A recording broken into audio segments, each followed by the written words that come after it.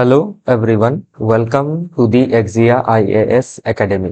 तो चलिए देखते हैं कौन से इम्पोर्टेंट न्यूज़ आर्टिकल हैं जो रेलेवेंट रहेंगे अपकमिंग सिविल सर्विसेज के प्री और मेंस एग्जामिनेशन में। तो इसमें मैं आपको हर आर्टिकल का समरी बताऊंगा और कौन से पॉइंट से क्वेश्चन पूछा जा सकता है वो बताने की कोशिश करूंगा। हमारा जो भी एनालिसिस है ये बेस्ड है आपके जो यूपीएससी और स्टेट पीसीएस का सिलेबस है उसके लिहाज से हम चीजें प्रस्तुत कर रहे हैं। इसी के साथ जो पास्ट ईयर के क्वेश्चन पेपर है प्री के और मेंस के, वो चाहे आपके यूपीएससी के हो या फिर डिफरेंट अदर स्टेट पीसीएस के हो, तो उसके लिहाज से चीजें इंपॉर्टेंट रहेंगी। ओके, तो चलिए देखते हैं पहला आर्टिकल। बाकी एडमिशन का डिटेल्स मेंशन किया हुआ है, इसमें कॉन्टेक्ट नंबर भी है, तो आप कॉन्टेक्ट नंबर से सारी चीजों के बारे में डिटेल्स में जान सकेंगे। पहला आर्टिकल बात करता है homicide in spousal matter, psychological and societal perspective. तो हाल ही में आपका जो एक ट्रेंड सा बन गया है कि जो स्पाउस है या फिर उसमें आप देखें तो हस्बैंड ने वाइफ को मार दिया या फिर वाइफ ने हस्बैंड का कत्ल कर दिया। तो ऐसे केसेस हम बहुत ज्यादा आज की सोसाइटी में देखने को हमें मिल रहा है। तो ये जो होमिसाइड का माहौल है इन स्पाउसल मैटर और शादीशुदा जिंदगी में ऐसा क्या होता है या फिर ऐसा क्या साइकोलॉजिकल फैक्टर सोशियोलॉजिकल फैक्टर रहता है जिसकी वजह से ये घटनाएं देखने को मिल रही है। अभी इसका एग्जाम रेलेवेंस देखे तो क्योंकि ये सोसाइटी में एक क्राइसिस का क्रिएशन कर रहा है, एक कंसर्न बन रहा है, तो इसके ऊपर क्वेश्चन पूछा जाना लाजमी है आपके स्पेशली मेंस में। ओके, मेंस के आपके जीएस पेपर 1 सोसाइटी में, जीएस पेपर 4 एथिक्स में और आपका एसए में भी पूछा जा सकता है। क्योंकि लास्ट ईयर आपके स्टेट पीसीएस आसाम के स्टेट पीसीएस में राइजिंग डाइवोर्स केसेस के बारे में, लिव इन रिलेशनशिप के बारे में पूछा गया है। ओके, और ऐसे मैटर्स इंटरव्यू में भी आपके जैसे वन नाइट स्टैंड हो, हुकअप कल्चर हो, लिव इन रिलेशनशिप हो, इनके बारे में भी पूछा जाता है। आप जो मॉक देखते हैं या फिर आप किसी के दोस्त, आपका कोई दोस्त है जिसका सिलेक्शन हुआ है या इंटरव्यू दिया है, तो आपको पता चलेगा ये सभी चीजें। तो अभी इसमें ध्यान दीजिएगा कि साइकोलॉजिकल इसका क्या डायमेंशन है ऑफ स्पाउसल मर्डर। ओके, तो स्पाउस का क्यों मर्डर किया जाता है, वो आपका वाइफ भी हो सकती है और आपका हस्बैंड भी हो सकता है। Plan murder and mental illness, तो जो मर्डर होता है वो बहुत ही प्लान तरीके से किया जाता है। तो ध्यान रखिएगा, आपका जो प्लान तरीके से मर्डर किया गया है, इसका मतलब जो इंसान है जिसने ये मर्डर किया है वो एक साइकोपैथी से गुजर रहा है, उसका मेंटल जो स्टेट है वो ठीक नहीं है। ओके, ये आपका इम्पल्सिविटी नहीं है। एक तो आपने गुस्से में आके किसी को हर्ट कर दिया, वो होता है इम्पल्सिव एक्शन। ओके, उसको बहुत दूर आपका ऐसे भी माना जा सकता है कि कोई ऐसा कारण रहा होगा जिसकी वजह से वो इसका इम्पल्स की वजह से उसने एक बार हर्ट किया और बाद में वो सॉरी फील कर रहा है या फिर ट्रीटमेंट करवा रहा है। ओके, ऐसा कुछ हो सकता है, सही नहीं है, फिर भी इम्पल्सिव एक्शन अब साइकोपैथी के तुलना में देखें तो ये कम एग्रेसिव है। ओके, लेकिन ये जो साइकोपैथी वाला प्रॉब्लम है इसमें क्या है, सोच समझ के प्लानिंग करके किसी का खून करना, इसके लिए आपके दिमाग में कितना जहर भरा होना पड़ेगा या फिर आपका कितना पागलपन रहना पड़ेगा। ओके, तो इसीलिए killing after planning reflex psychopathy not impulsivity. Okay, तो ऐसे जो साइकोपैथी वाले मर्डर होते हैं इसके लिए जो सजा होती है वो भी बहुत ज्यादा होती है। तो अभी इसका क्या क्या फैक्टर हो सकता है। ओके, क्यों ऐसे आपके जो साइकोपैथी वाले काम होते हैं, जो प्लान करते हैं मर्डर को, उसका क्या रीजन हो सकता है। उसका सब्सटेंस अब्यूज हो सकता है, जैसे ड्रग लेना या फिर अल्कोहल लेना। ओके, ये सभी फैक्टर्स हो सकती है। पर्सनालिटी डिसऑर्डर्स भी हो सकता है। लो इम्पल्स कंट्रोल, जो जिसका इम्पल्स कंट्रोल, जो गुस्से को कंट्रोल नहीं कर सकता है, वो क्या कर सकता है, जो इमीडिएटली हर्ट नहीं करता है। ओके, वो बाद में आपका प्लानिंग करके काफी क्लीन तरीके से चीजों को करने की कोशिश करता है। ओके, देन आपका डिल्यूजनल बिलीफ, तो इसमें डिल्यूजनल बिलीफ में क्या होता है, ऐसा होता है, ये ध्यान दीजिएगा, इधर डिल्यूजन का मीनिंग लिखा हुआ है कि believe that the partner is cheating.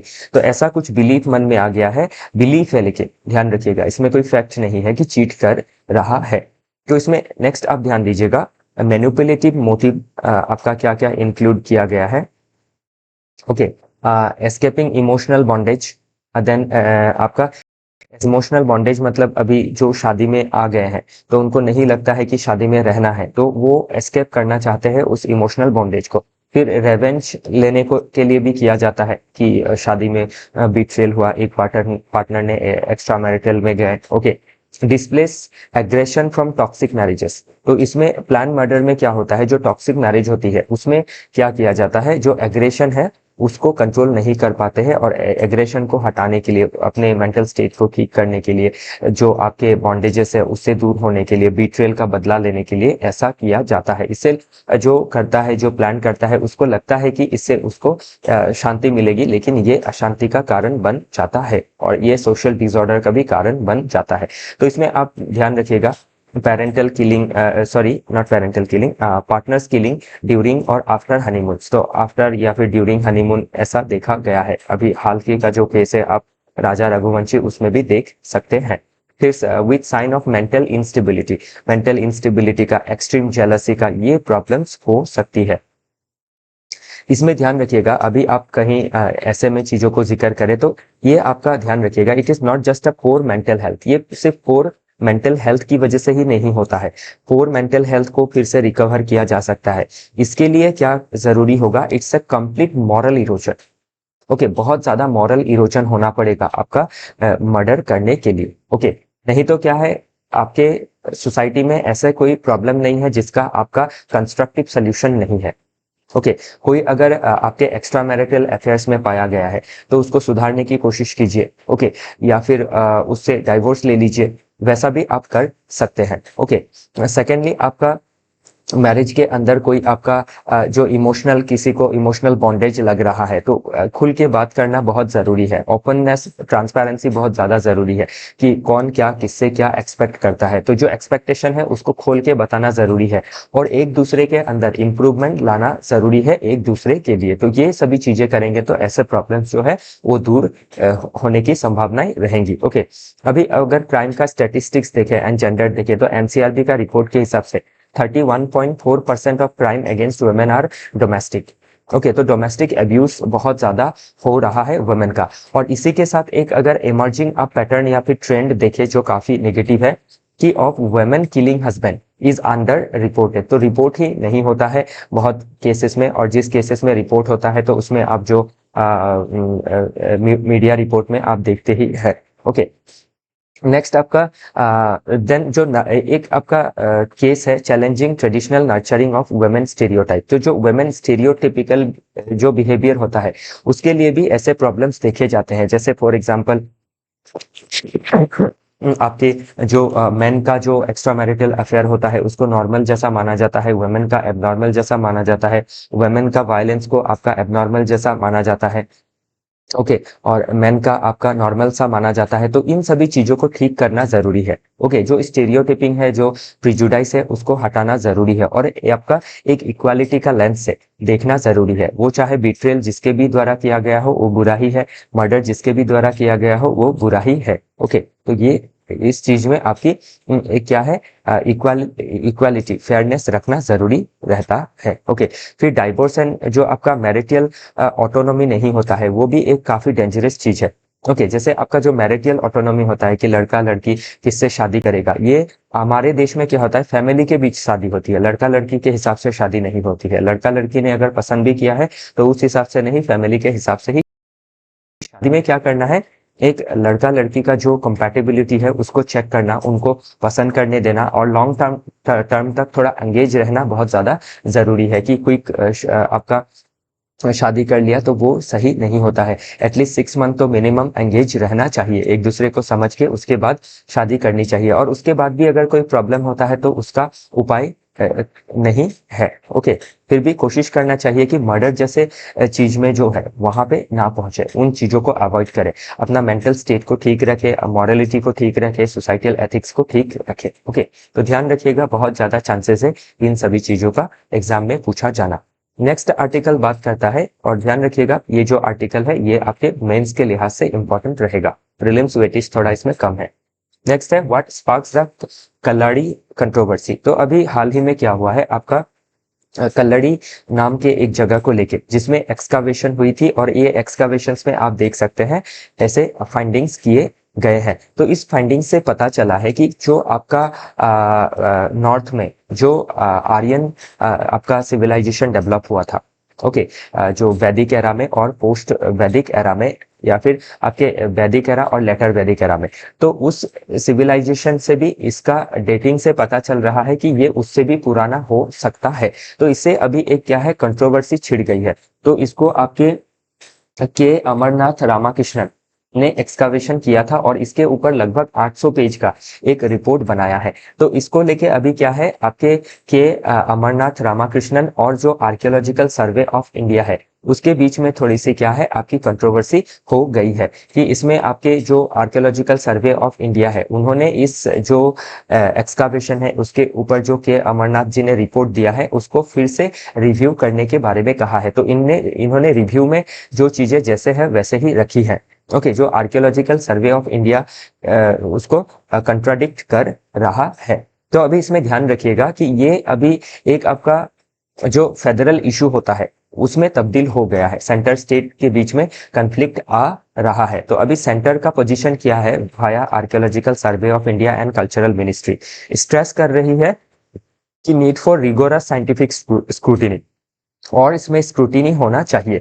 और एक्यूजेशन लगाया जा रहा है इनके ऊपर कि अटेम्प्ट कर रहे हैं सेंट्रल गवर्नमेंट या फिर कल्चरल मिनिस्ट्री की डाउन प्ले करने की कोशिश कर रही है विद तमिल एंटीक्यूटी, कि तमिल के पास भी अपना एंटिक सिविलाइजेशन है, उसको कम रिकॉग्निशन दिया जा रहा है या फिर आपका डाउन प्ले किया जा रहा है।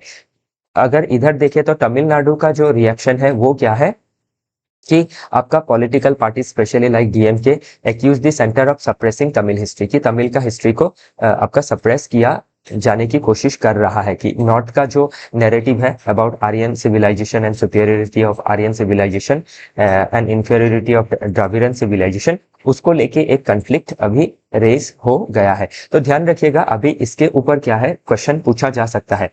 पहला तो ये पूछा जा सकता है, कंट्रोवर्सी को नहीं पूछेगा। ओके, तो केलड़ी जो आपका हाल ही में एक्सकावेशन हुआ है, कौन से स्टेट में हुआ है, ओके, कौन से सिविलाइजेशन को दर्शा रहा है, तो द्रविडियन के जगह आपके कोई अलग नाम दे देगा और तमिलनाडु की जगह केरला दे देगा। ओके, तो उन सभी चीजों को आपको देखना जरूरी रहेगा। प्रीलिम्स में स्टेटमेंट फॉर्म में क्वेश्चन आ सकता है, और मेंस में जब आपका फेडरलिज्म को लेके जो फ्रिक्शन है, ओके, उस फ्रिक्शन में अभी आपको क्या करना है, जब आप डिफरेंट एग्जांपल्स लिखेंगे, जैसे रिवर वाटर डिस्प्यूट लिखेंगे, इंटर स्टेट बॉर्डर डिस्प्यूट को लिखेंगे, ओके, को लेके जो सेंटर और स्टेट का स्टैंड है, उसमें जो आपका कॉन्फ्लिक्ट है उसको जब लिखेंगे, तो इन सभी चीजों को आप उसमें एग्जाम्पल पे मेंशन कर सकते हैं। फिर आप फाइनेंशियल जो फिस्कल फेडरलिज्म है उसको लेके जो कॉन्फ्लिक्ट है, एजुकेशन मैटर को लेके जो कॉन्फ्लिक्ट है, ओके, फॉरेस्ट के मैटर को लेके जो कॉन्फ्लिक्ट है, उन सभी चीजों को आप मेंशन कर सकते हैं। ओके, ध्यान रखिएगा। तो ये इस एग्जाम में मेंस में पूछा जा सकता है। चलिए देखते हैं अगला आर्टिकल।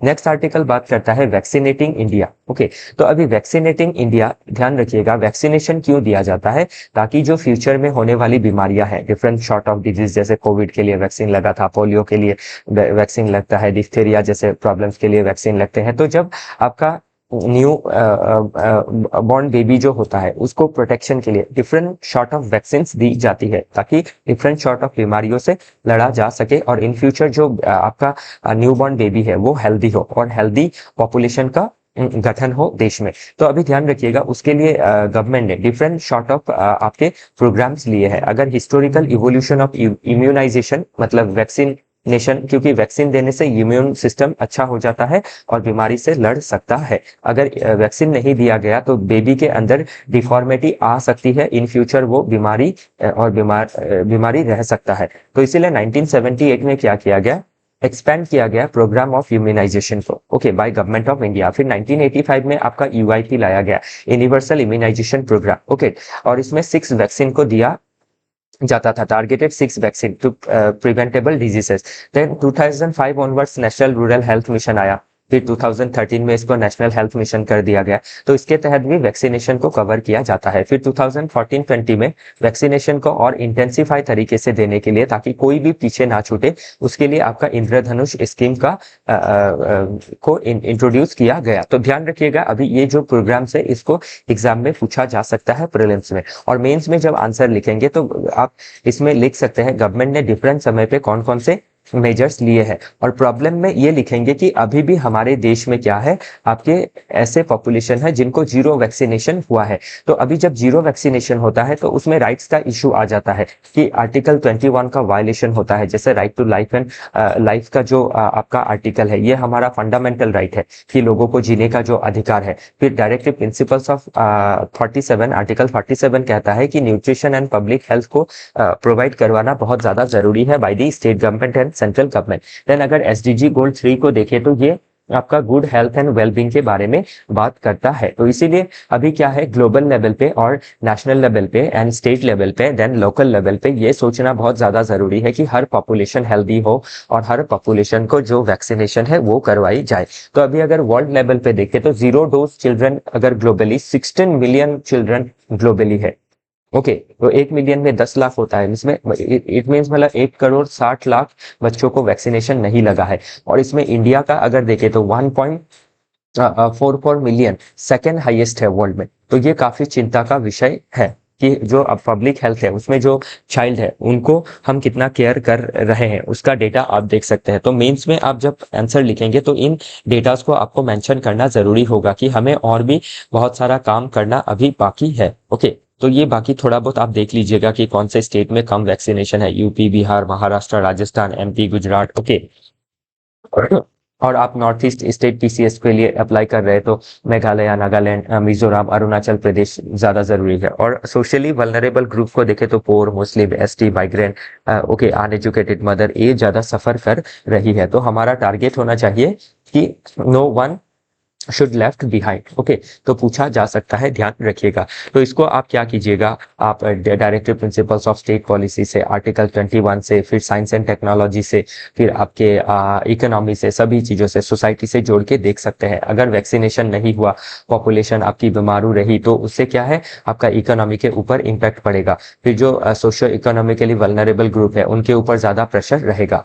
ओके, देखते हैं नेक्स्ट आर्टिकल। तो हाल ही में क्या हुआ आपका बैंकॉक में, ओके, थाईलैंड का कैपिटल बैंकॉक में एक इवेंट ऑर्गेनाइज किया गया। उसमें एक कमिटमेंट लिया गया, a commitment to count every birth and death, कि हर बर्थ एंड डेथ को काउंट करना जरूरी है। और उसके लिए हर स्टेट के पास, हर देश के पास क्या होता है, civil registration and vital statistics system होता है, जैसे हमारे देश में भी है। लेकिन इसके बाद भी क्या है, सिविल रजिस्ट्रेशन। तो सिविल रजिस्ट्रेशन में क्या होता है, जैसे बर्थ का रजिस्ट्रेशन होना, मैरिज का रजिस्ट्रेशन होना, देन डेथ का रजिस्ट्रेशन होना, ओके, उसके लिए सर्टिफिकेट प्राप्त होना। तो उससे क्या होता है, गवर्नमेंट को बेटर स्टैटिस्टिक्स मिलता है। अभी सिविल रजिस्ट्रेशन अगर नहीं हुआ, तो अभी अगर एक बच्चे का रजिस्ट्रेशन नहीं हुआ कि कब जन्म हुआ वो, तो वो जाके अगर 15 साल का एज में मैरिज कर लेता है एक बच्ची का, या फिर बच्चा का मैरिज हो जाता है, तो वो चाइल्ड मैरिज कहलाया जाएगा। लेकिन कोर्ट में जब उसको प्रेजेंट किया जाएगा, उसके खिलाफ आपके चार्ज लगाए जाएंगे कि किसी एडल्ट ने आपका क्या किया है, आपके जो मैच्योर्ड एक 18 प्लस ने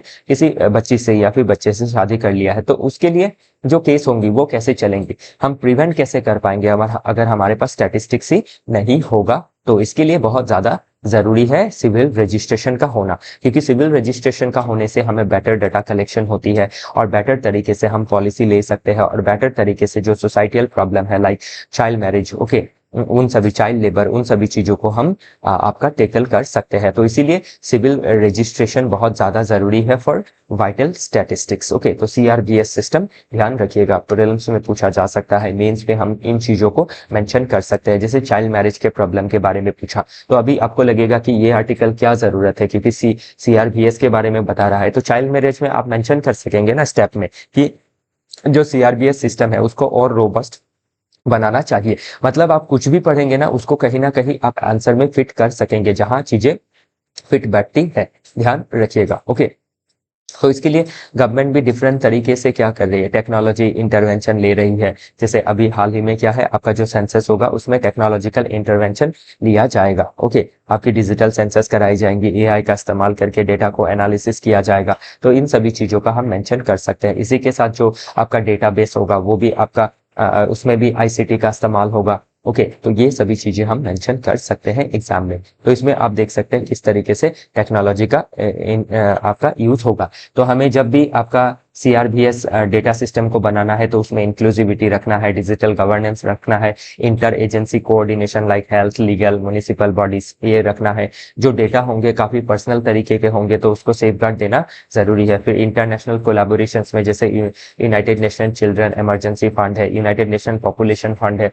ओके, तो उन सभी के साथ हमें आपका कोलैबोरेट करना होगा। नेक्स्ट बात कर रहा है महाराष्ट्र का कोल्हापुरी चप्पल के बारे में। तो ध्यान रखिएगा, महाराष्ट्र का जो कोल्हापुरी चप्पल है काफी फेमस है। ओके, ये लेदर चप्पल है और इसमें आपका कोई भी तरह का नेल या फिर ये सभी चीजें जो आर्टिफिशियल चीजें हैं उनको इस्तेमाल नहीं किया जाता है। नेचुरल डाई इसमें लगाया जाता है और ये काफी अफोर्डेबल भी है। 300 से लेके 2000 तक के अंदर हम ये चप्पल खरीद सकते हैं। तो हाल ही में अभी क्या हुआ, आपका एक इंटरनेशनल ब्रांड, ओके, प्राडा, जो एक प्राडा करके इंटरनेशनल ब्रांड है, तो वो क्या कर रही है, जो कोल्हापुरी चप्पल जिसको जीआई टैग भी मिल चुका है उसका रेप्लिकेट बना रही है और लगभग लाख रुपए में एक जोड़ी चप्पल बेच रही है। तो इससे अभी क्या है, जो कोल्हापुर के जो आपके आर्टिजन्स है, जो आपके चप्पल बनाते हैं, तो उनका उनके जो लाइवलीहुड है उसमें ये आपका क्या है, एक प्रहार है। ओके, और आपके जो इसका यूनिकनेस है, इसको जीआई टैग भी मिल चुका है। ओके, सेंटर का जीआई टैग इसने 2019 में ही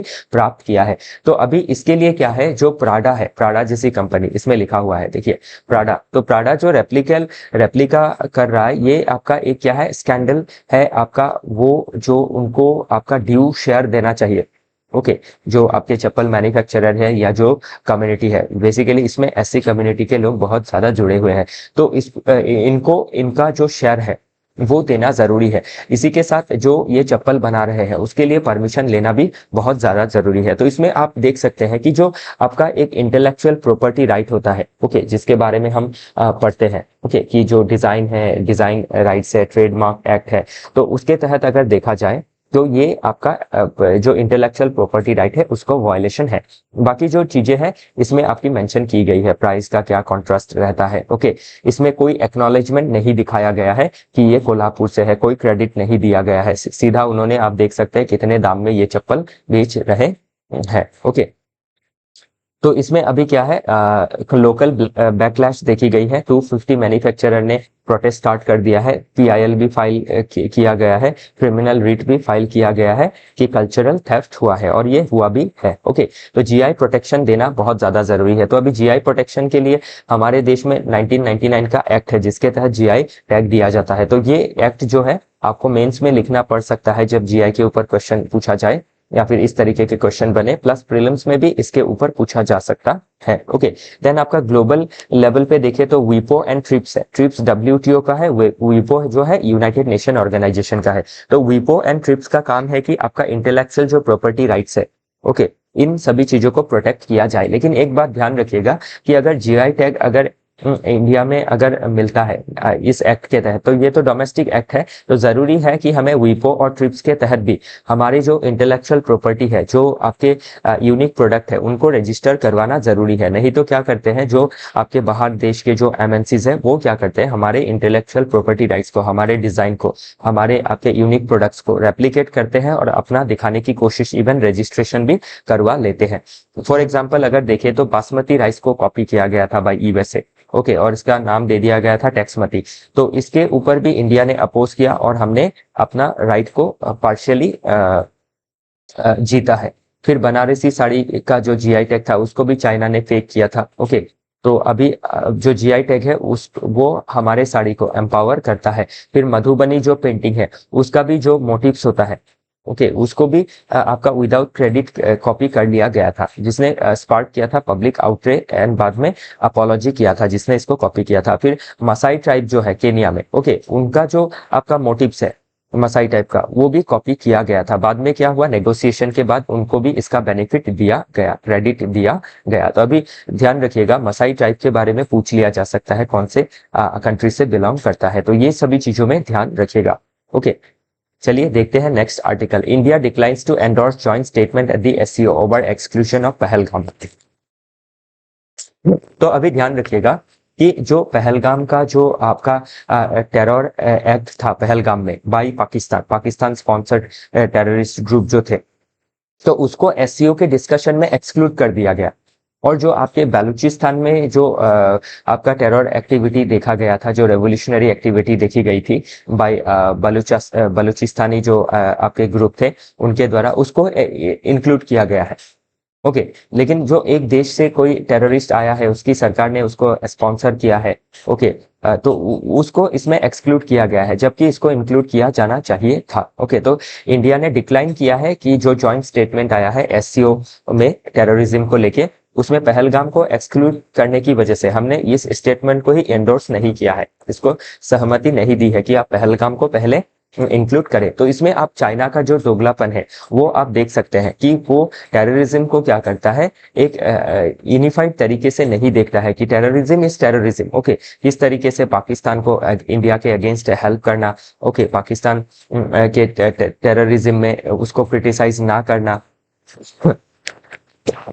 और पाकिस्तान को क्या करना, आउट राइटली हरदम सपोर्ट करते रहना। तो अभी एससीओ में आपका क्या है, रेट्स है, रीजनल एंटी टेररिस्ट स्ट्रक्चर। तो इसके तहत क्या करना है, एससीओ को ये एंश्योर करना जरूरी है, इसके नेशन को ये एंश्योर करना जरूरी है कि रीजनल लेवल पे जो टेररिज्म फैला रहे हैं डिफरेंट नेशन, उसको क्रिटिसाइज किया जाए, उनको आपके कंडेम किया जाए। तो यही आर्टिकल इसमें बात कर रहा है कि हमें टेररिज्म को क्या करना है, कंडेम करना है। और किस तरीके से हम क्या है, एससीओ में रह के पाकिस्तान का जो स्वरूप है, चाइना का जो स्वरूप है, उसको भी हम देश विदेश के सामने उसको दिखा सकते हैं। उनका जो एक आपका फेक नैरेटिव है, ओके, उसको हम, उनका जो फेक पिक्चर है उसको दिखा सकते हैं। तो ये हमारे लिए क्या है, एक डिप्लोमेटिक विन है बाय दिस रीजनल ऑर्गेनाइजेशन। तो ध्यान रखिएगा, जब टेररिज्म के बारे में पूछा जाए तो एससीओ, इसका जो रेट स्ट्रक्चर है, इसके बारे में आपके यूपीएससी में प्री और मेंस दोनों में क्वेश्चन पूछा जा चुका है। तो आपके फिर से डिफरेंट तरीके से क्वेश्चन बन सकते हैं। और टेररिज्म के ऊपर इन जनरली क्वेश्चन बना तो आप इन स्ट्रक्चर का और इन देशों का जो दोगलापन है वो मेंशन कर सकते हैं। चलिए देखते हैं अगला आर्टिकल। Time to revive demand in the handloom sector.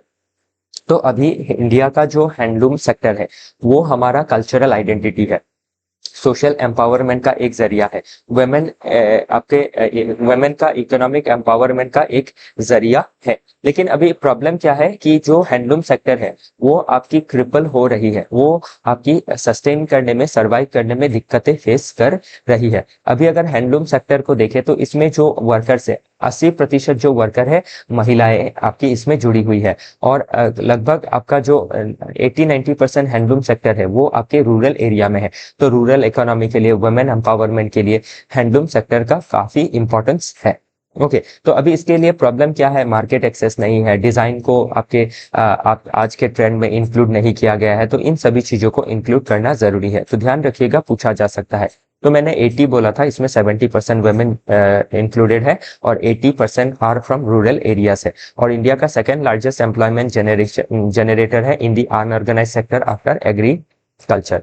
तो इसीलिए क्या है, इसका रिवाइवल बहुत ज्यादा जरूरी है। तो नेग्लेक्ट एरिया क्या है, डिमांड साइड में स्टिमुलेशन नहीं है, कंज्यूमर को अवेयरनेस ही नहीं है, मार्केट एक्सेस नहीं मिलता है, फैशन इंटीग्रेशन नहीं हुआ है। तो ये जो नहीं हुआ है इसको करना है। फिर स्किल ट्रेनिंग देना ज्यादा जरूरी है, रॉ मटेरियल में सब्सिडी देना जरूरी है। तो इसके लिए नेशनल हैंडलूम डेवलपमेंट प्रोग्राम भी लिया गया है। ओके, तो इन सभी चीजों को ध्यान रखिएगा, एग्जाम में पूछा जा सकता है। तो क्या हम वे फॉरवर्ड में क्या लिखेंगे, डिमांड साइड रिवैम्प करना, डिजिटल एनाबलमेंट लाना, ओके, वुमेन सेंट्रिक मेजर्स लेना, पैन इंडिया मार्केट लिंकेज करना, स्मार्ट क्रेडिट एंड फाइनेंस देना अंडर जनधन, मुद्रा, सेल्फ हेल्प ग्रुप जो नेटवर्क है, क्रेडिट इंश्योरेंस देना। तो इन सभी चीजों को हम मेंशन कर सकते हैं।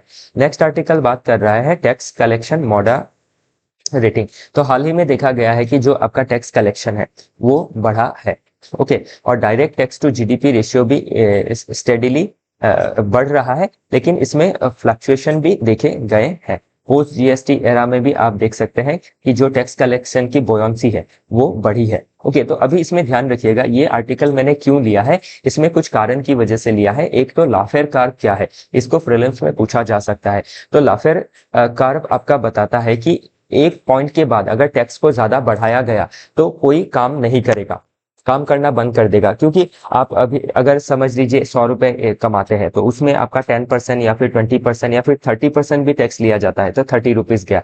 लेकिन इसको अगर 50% तक कर दिया जाता है, तब क्या होगा, आपका लाफेयर कार्ड के हिसाब से टैक्स कलेक्शन कम होने लगेगा। क्योंकि आपको इंसेंटिवाइज किया जा रहा है, कोई इंसेंटिव नहीं दिया जा रहा है। तो आप इतना काम करेंगे, सिर्फ 50% आपको उसमें मिलेगा, उसमें आपका खर्चा भी है। तो इसीलिए अभी क्या है, लाफेयर कार्ड ये बताता है कि अगर टैक्स सर्टेन पॉइंट से ज्यादा हुआ, बियॉन्ड अ सर्टेन पॉइंट, तो ओवरऑल रेवेन्यू जो है वो रिड्यूस होने लगेगा।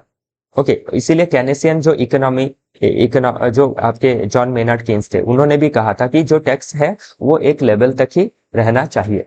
ओके, तो टैक्स आपका ज्यादा नहीं बढ़ाना चाहिए। टैक्स अगर ज्यादा बढ़ता है तो उससे लोगों का कमाई कम होता है और आपका डिमांड भी कम होने लगता है। तो इसीलिए टैक्स को एक लेवल पे ही रखना चाहिए, ताकि गवर्नमेंट की भी कमाई हो और जो कमा रहे हैं, जिससे टैक्स ले रहे हैं, उनको भी टैक्स देने में और अपना जो खर्चा है उसको चलाने में सहूलियत रहे।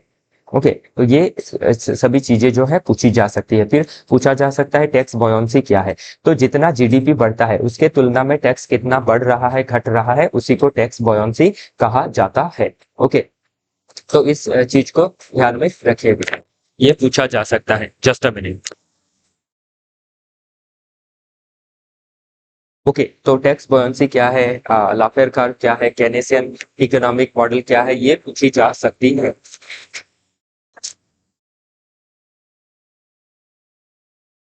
ओके, तो चलिए देखते हैं अगला। अगला आर्टिकल से पहले टैक्स टू जीडीपी रेशियो भी क्या है ये भी देखना जरूरी है। तो जिस देश में tax to GDP ratio, just update.